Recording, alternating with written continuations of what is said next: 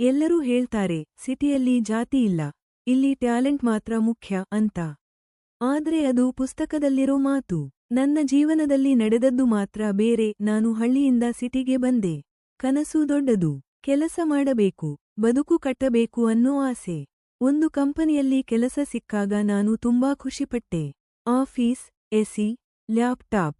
ನನಗೆ ಹೊಸ ಜಗತ್ತು. ಆದ್ರೆ ಮೊದಲ ವಾರದಲ್ಲೇ ಒಂದು ಸಣ್ಣ ಪ್ರಶ್ನೆ ಕೇಳಿದರು.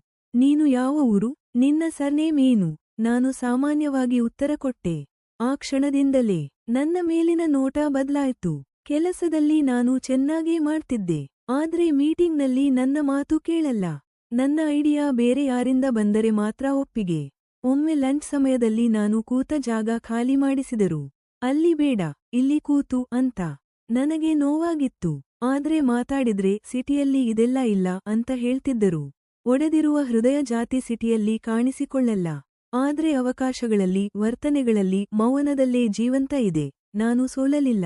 ನನ್ನ ಕೆಲಸವೇ ನನ್ನ ಗುರುತು ಅನ್ನಿಸಿಕೊಂಡೆ.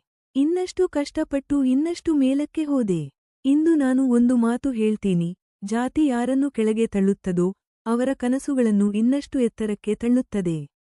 ಇದು ಕಥೆ ಅಲ್ಲ, ಇದು ನನ್ನ ಜೀವನದ ಸತ್ಯ.